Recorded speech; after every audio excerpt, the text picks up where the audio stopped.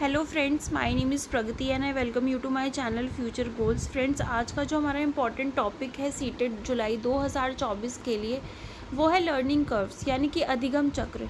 इससे पहले की वीडियो में हम ऑलरेडी लर्निंग क्या होती है, क्या कैरेक्टरिस्टिक्स होते हैं लर्निंग के, और डेफिनेशन जो होती है लर्निंग की, क्या फैक्टर्स होते हैं जो लर्निंग को प्रभावित करते हैं, ये सारी चीज़ें हम लोग डिस्कस कर चुके हैं। इस वीडियो में हम बात करेंगे लर्निंग कर्व्स की। ये टॉपिक आपके लिए इम्पॉर्टेंट है, इसलिए इम्पॉर्टेंट है क्योंकि इस टॉपिक से भी क्वेश्चन आते हैं आपके सीटेट एग्ज़ाम में।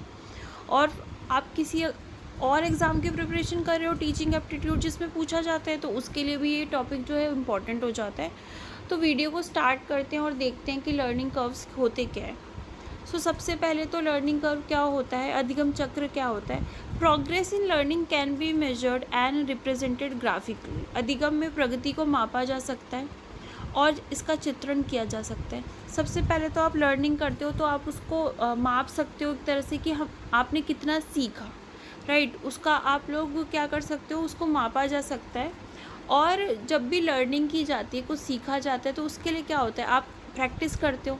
कुछ सीखना चाहते हो तो उसके लिए प्रैक्टिस करोगे, एफ़र्ट लगाओगे अपनी तरफ से, तभी तो आप वो चीज़ सीखोगे ना। तो आपने कितना एफ़र्ट लगाया अपनी तरफ से, कितनी प्रैक्टिस करी और आपकी कितनी लर्निंग हुई उससे, उसको अगर आपको दिखाना है किसी ग्राफ के थ्रू तो उसको बोलते हैं लर्निंग कर्व्स यानी कि अधिगम वक्र। जब आपको उसका चित्रण करना है तो आपको समझ में आया होगा कि लर्निंग कर्व क्या होता है। ग्राफिकल रिप्रेजेंटेशन होता है, जब हम ग्राफ के थ्रू अपनी लर्निंग को रिप्रेजेंट करते हैं, उसकी प्रोग्रेस को रिप्रेजेंट करते हैं, उसको लर्निंग कर्व बोला जाता है। कितने टाइप्स होते हैं लर्निंग कर्व के, ये देख लेते हैं। 4 types of learning curves are there. 4 प्रकार के अधिगम चक्र होते हैं। पहला जो अधिगम चक्र है उसको बोला जाता है स्ट्रेट लाइन या लीनियर कर्व, सरल रेखीय वक्र। इसमें क्या होता है, कांस्टेंट और uniform rate of progress in learning. अधिगम में प्रगति या एक समान दर। अगर आप लर्निंग कर रहे हो और जितनी आप प्रैक्टिस कर रहे हो उतना आप सीख भी रहे हो, ठीक है। जितना आप प्रैक्टिस कर रहे हो, जितना एफर्ट लगा रहे हो, उतनी आपकी लर्निंग हो रही है, तो आपका जो कर्व बनेगा ना वो बनेगा straight line. Straight line curve बोलते हैं इसको, या फिर लीनियर कर्व भी बोलते हैं। ये लर्निंग का वो कर्व है जिसमें ये तब बनता है जब जितनी आप प्रैक्टिस कर रहे हो, जितना एफर्ट लगा रहे हो, उतनी आपकी लर्निंग भी हो रही है। मैं इसका कर्व बना के दिखाती हूँ आपको।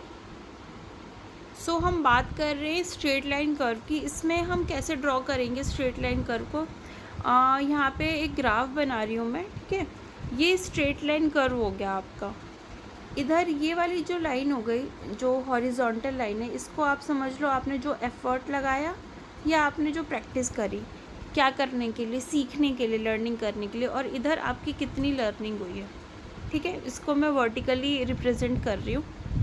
तो आप जब जितना एफ़र्ट लगा रहे हो उतनी आपकी प्रैक्टिस हो रही है। आपने इतना अगर एफ़र्ट लगाया है तो उतनी ही आपकी लर्निंग हुई।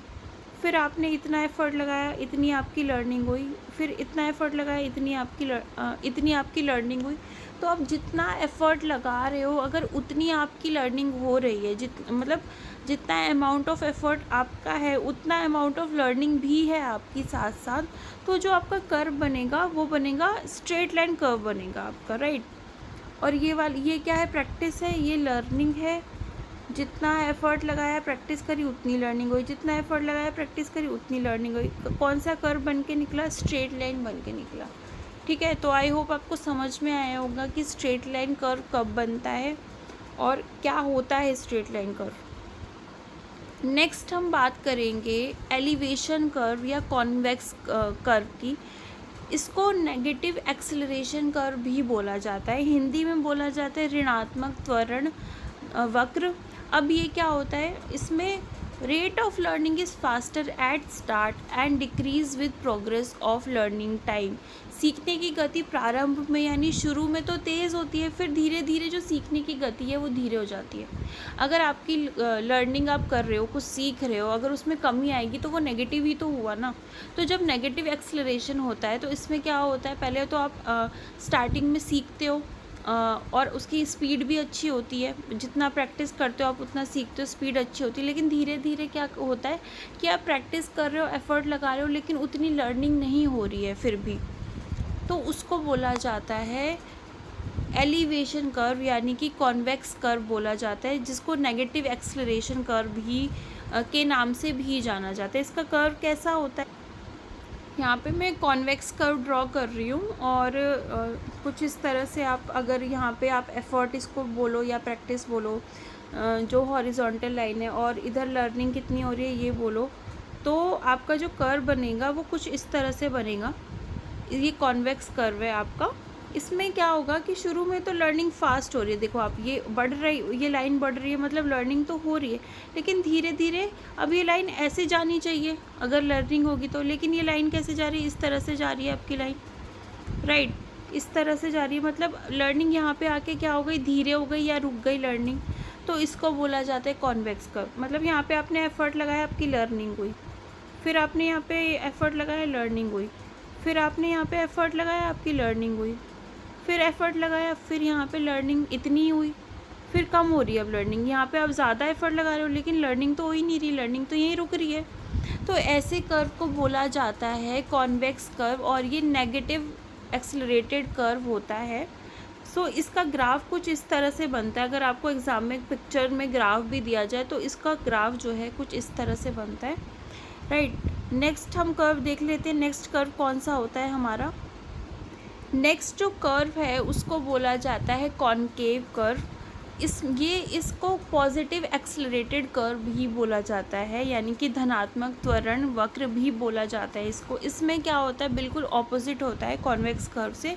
Learning is slow eight start but becomes faster with progress of learning time. प्रारंभ में यानी कि शुरू में सीखने की गति क्या होती है, धीरे होती है, फिर तीव्र होती जाती है, तेज़ होती जाती है। बिल्कुल कॉन्वेक्स जो कर्व हमने बात की थी उसका बिल्कुल उल्टा होता है ये वाला कर्व। इसमें स्पीड शुरू में तो स्लो होती है, लेकिन धीरे धीरे लर्निंग की स्पीड क्या, जैसे जैसे मान लो कि बच्चे को मोटिवेशन मिलती गई या उसको इंटरेस्ट बढ़ता गया, वैसे वैसे क्या होगा, उसकी लर्निंग की स्पीड क्या होगी, इंक्रीज़ होगी।